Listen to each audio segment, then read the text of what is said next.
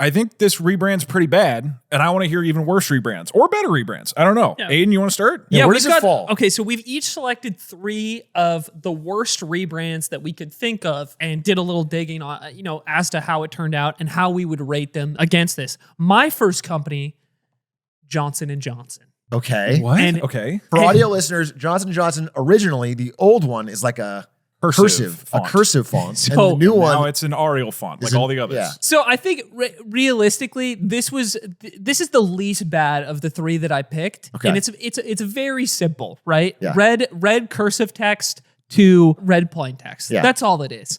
And this came because the company Johnson&Johnson, they have had the same logo for 135 years, and then in 2023.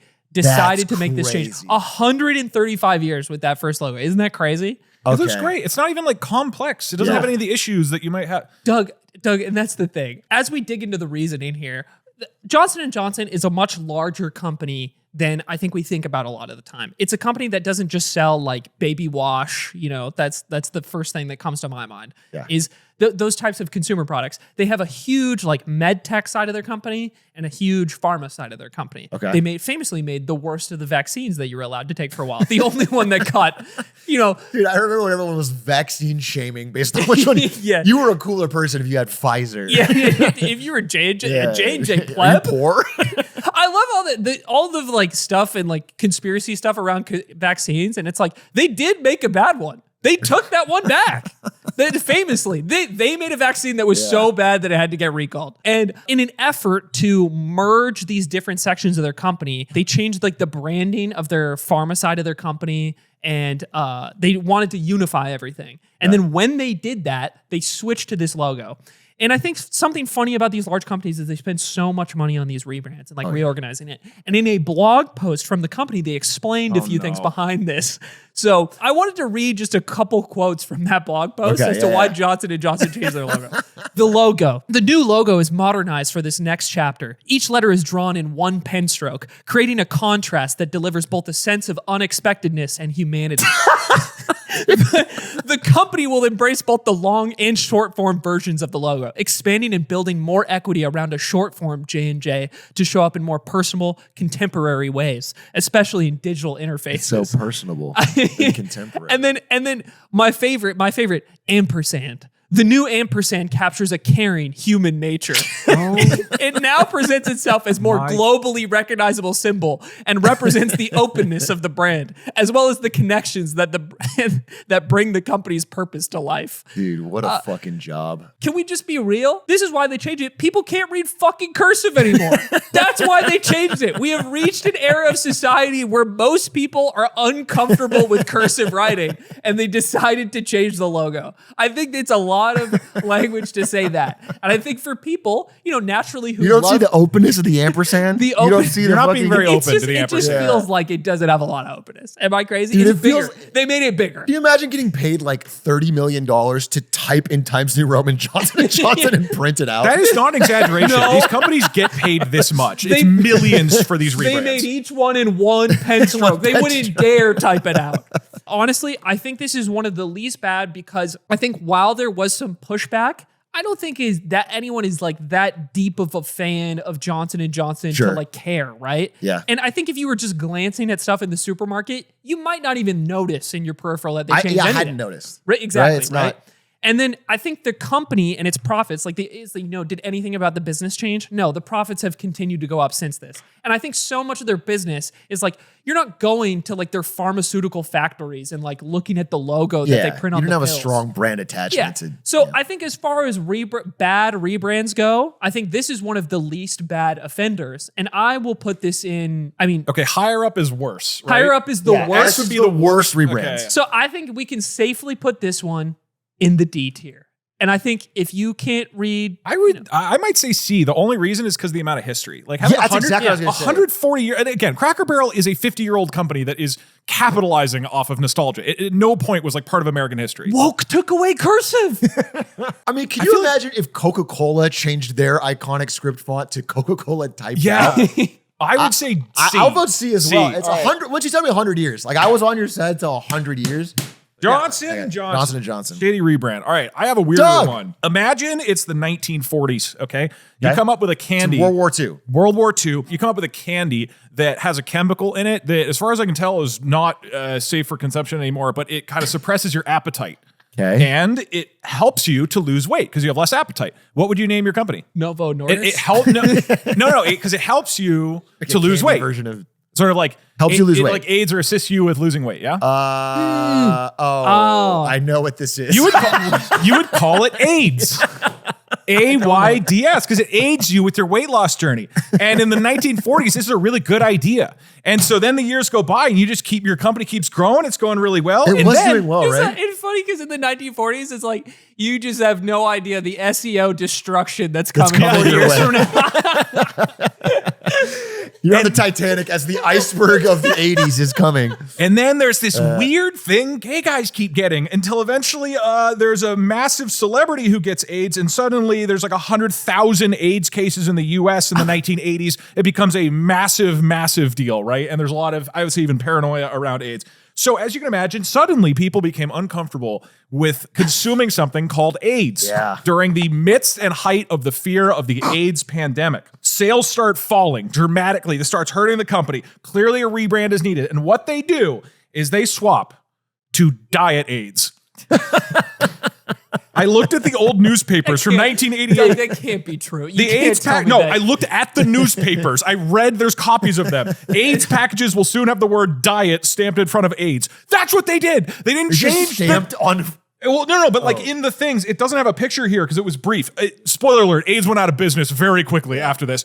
They just started putting diet. So there were all these people who were like investors who were telling AIDS to change their name. They're like, dude, just change your name. And they were like, we have too much history to change our names. We're not doing it. And they just called it Diet AIDS, which sounds like a soda. In their defense, I'm realizing AIDS. How hard that situation is. It's like if a disease called Sour Patch Kids started killing us. Like they can't plan for that. You know what a very topical example is? Corona. Corona the beer. No, I'm serious. Corona the beer was like really struggling at the beginning of the pandemic.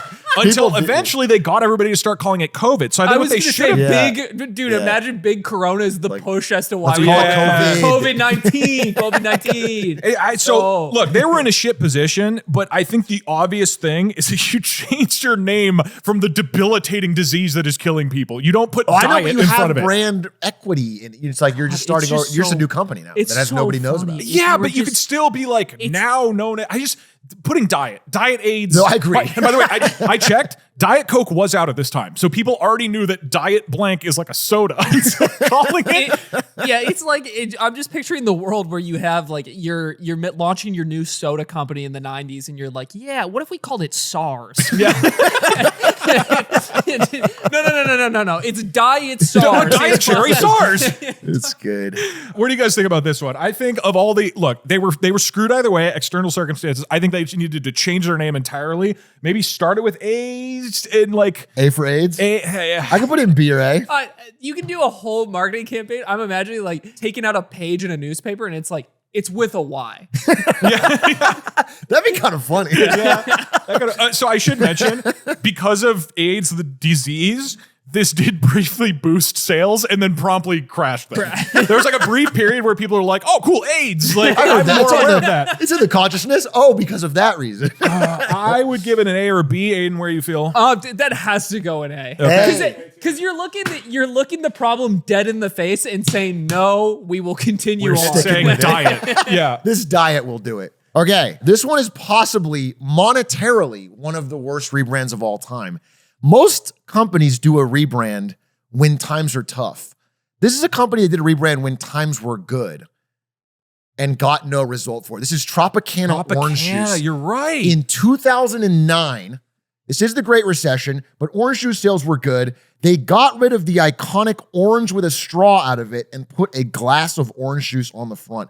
Now, this rebrand is not just the logo, which was, I guess, worse, more bland, more basic. Oh, yeah, the actual Tropicana text. But they also changed the package design. And this is a big problem because people reported in the grocery store aisle, they thought this was either a fake knockoff or cheap or a different product. They were like, why is it no longer pure premium and now 100% orange? Am I getting something worse? So sales dropped 20% Literally overnight, like within a month of this rebrand, people stopped picking up Tropicana at the stores. They spent, I found it out, $35 million on the rebrand.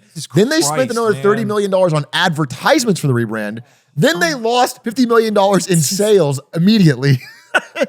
And then they backtracked. So this is what it looked like in the store. So you could tell not only was it, oh my God. it was also every variant became blandified. You couldn't tell which one you were buying. It's all the same carton. Yeah. It's basically all the same carton. They have, like, for audio listeners, it's like the original one is like it's an orange with a straw in it. The Tropicana text is very fun. And then there's a giant block of color on the carton to indicate what variation it is. And the new one is all the same with a tiny thin strip of color at the top. I think the best example is like imagine first day of school in like 4th grade and you open a fresh new pack of markers you've just gotten. It's like a 24 pack. You open it up, all of the tops are black. And there's like a tiny red thing that says red. And this is what I'm looking at basically. Anyway, it was so not distinct. Customers hated it so vehemently. They did roll it back, and it ended up being okay for Tropicana. They're not a dead company, but they lost in total maybe like 100 million super quickly on this rebrand. And when they recently did a new rebrand, so this is 2009, they recently did a new one in 2003, they kept the memory of this pain very sharply in there. This is their new rebrand. They basically changed, they're like, okay, we're keeping the orange, we're keeping the straw, we're adding more color, so the new rebrand's great. I think this is awesome, but I'm more bringing out that this one was one of the worst ones I could find of all time. Dude, that's S for me. Yeah. This is truly abysmal. And the revenue hit as well. It's like, it's not, dude, this is bad. I'm just shocked someone thought this would work or look like, if you just look at this right here, your eye tells you that, I don't know, I'm just shocked that they paid so much to pay $35 million for this bad. You've touched some rage in my soul, I realize, because I remember experiencing this as a child and it traumatized me. I drank like Tropicana orange juice with my breakfast every morning. And in 2009 was like, I think when I would still go to the grocery store with my mom. I remember being so mad when I found the new rebranded juice because I couldn't Cracker Barrel guy. This is another episode where you are the guy. I know. And then I looked over at my mom and I said, "Woke's taking it away from me." You said the West is falling. The West is falling. 11-year-old me. Or he called it in 09, actually. But I do remember being unable to find the orange juice because of the rebrand, like specifically. And it's funny that it's actually manifest, like that childlike frustration with being unable to find my orange juice at the grocery store manifested into something actually real. I didn't know you had a personal memory on it. We should have, anyway, but so one thing I want to say, one good rebrand they did other than this one is they rebranded Pulp to Juicy Bits. Do you see this here? What? Extra pulpy with juicy with bits? Juicy Oh, bits like the with word no pulp. bits. I don't like that. Yeah. With a smooth orange with no bits. With no bits. What?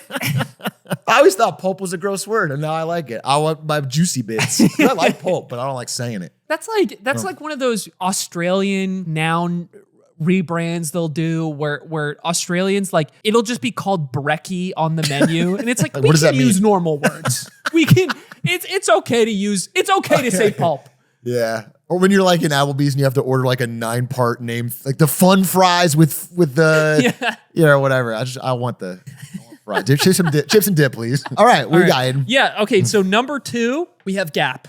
Oh, I forgot about this one. Yeah. That one was terrible. Gap in 2010. So this is also a famously bad rebrand that a lot of people might not even remember because they pulled it back within a week. Oh the my backlash God. was so bad. Can you describe it visually to people? Yeah, so for people listening, basically they take the iconic Gap logo, the blue square with the small white text, like thin text in the middle, and they basically just turned it into black text that says Gap with a small blue gradient square off to the side. Millions of dollars have been spent paying consultants to turn something into plain black Arial font. All of these are the same.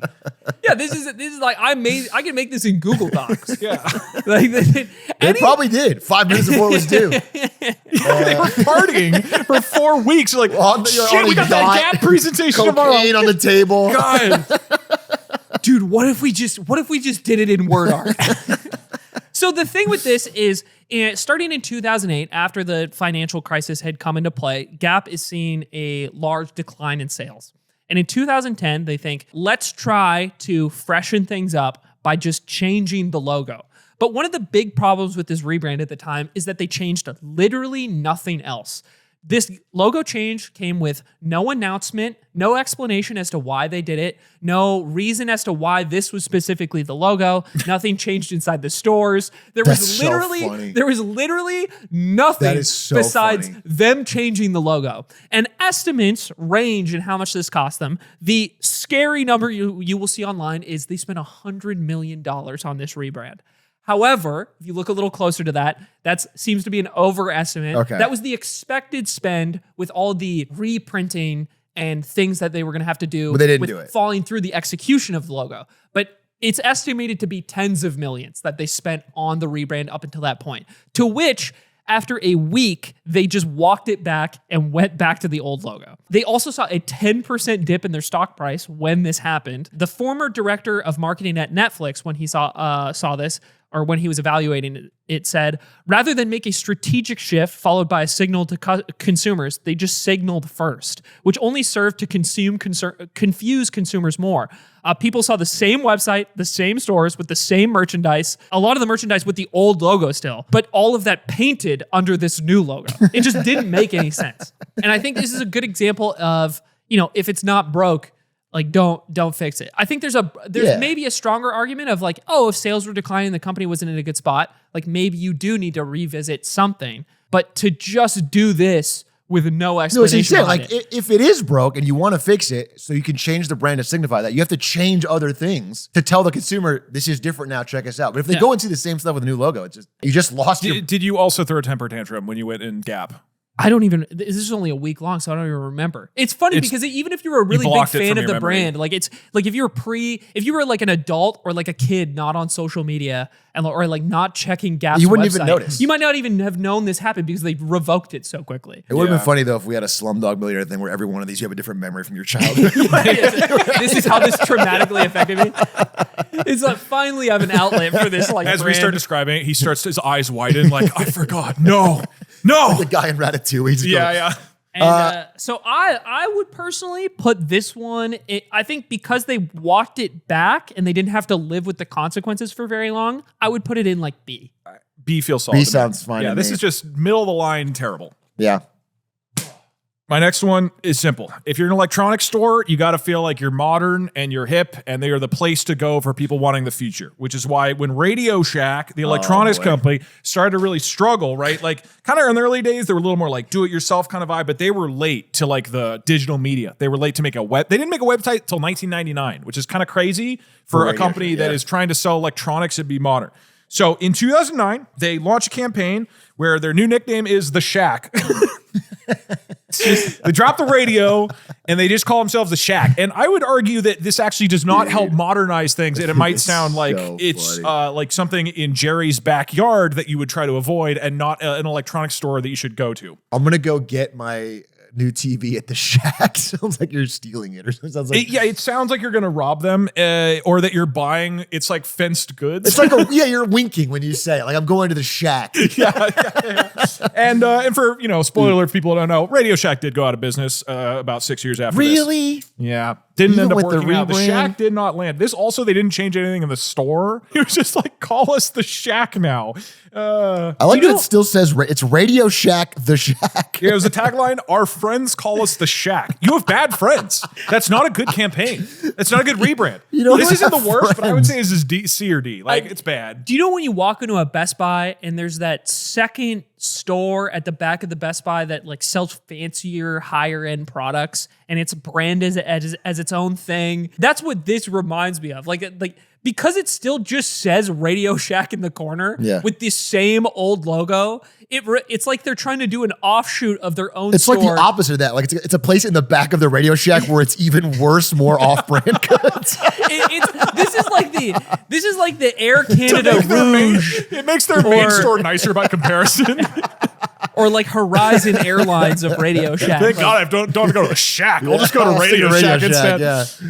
What do you guys feel? C, I D? feel like they were doomed either way. So Right. this is probably a C or a D. Like no matter what they named I could drop this in themselves- D. We don't have a D yet. I think this is substantially Not as bad as some of these other ones. Our friends call us the Shack. Were they still the Shack when they did, right at the very end of their life, when they were in their like Bed Bath & Beyond end of life era? They did a meme stock pivot for a bit and started doing crypto. I remember that Radio Shacks, someone bought the whole company for pennies on the dollar and then just used the logo to try and do a crypto pump? a GME Right era. now, they're owned by an El Salvadorian company. And I don't know more details than that. In retrospect, I should have read Then that you're not and gone, friendly enough to call them the Shack.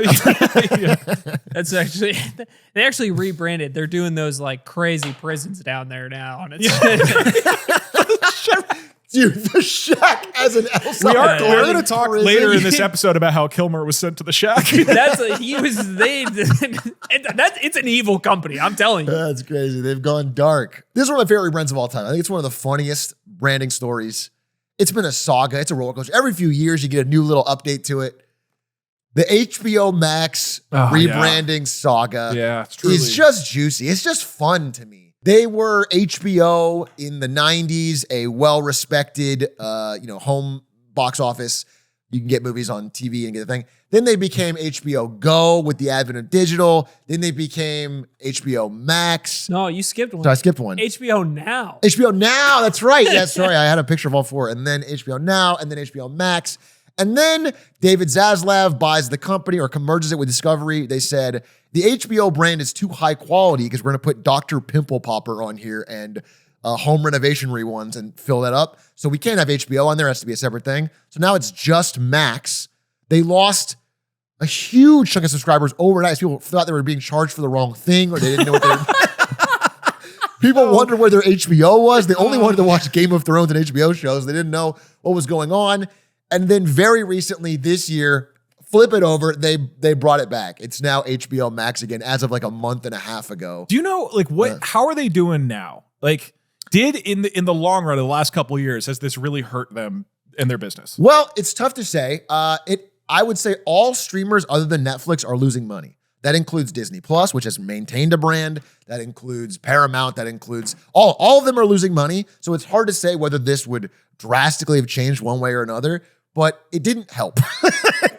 The constant rebranding surely can't help by any principle of marketing. It just doesn't make any sense. It doesn't make any sense how you could have The Wire on your platform and be losing money. It just doesn't. With how much you pay. It's kind of like The Office was to Netflix, like driving. I think they could rebrand to HBO The Wire and they just sell it to you. To you. At a huge markup. Yeah. If that's the secret, is if they only had The Wire, I would still be subscribed. It's only the first season though. You have to pay for HBO The Wire Max to get all four. So I don't know. I wouldn't put it in the all-time top tiers because they did go back from it. And, the product has been relatively good for people that like it. I don't think it's changed massively the amount of people, but it's terrible. I would put this A, saga is, probably. I think it's A. bad. It's real bad. Well, are we grading the fact that because they've arrived back at HBO But it Max, wasn't right? okay. But it wasn't a week like the Gap. Okay, Yeah, this is a while. like years that this has been confusing people. I have been interminably confused by this for years. I think this is like really caused harm to. I also think maybe you're right, because if they had just moved faster and been smart, I feel like they could have just been HBO the entire fucking time. Yeah. So maybe I'm down to go A. Okay, I mean too. I also want to think just how insane it is to be like the multi-billionaire owner that comes into this brand new merged company. You have one of the greatest media properties of all time, and your first big decision is like, what if we got rid of it? Let's go Max. What the fuck does Max mean? Who cares about Max? There's a real theme of people being paid ungodly amounts of money. There's a whole cool ecosystem in our country where extremely rich people paying each other to do bad things. To do the same thing and then undo it over, like to get paid that much to do nothing net over 4 years is crazy. Somebody typed out that Johnson&Johnson logo. That's you have to have balls to be the advertising intern who's like, this is a 103-year-old brand. It's time for me to change. Time for a big change. I can fix it. Aiden, what do you got? Wait, oh wow, I'm already on to my last one.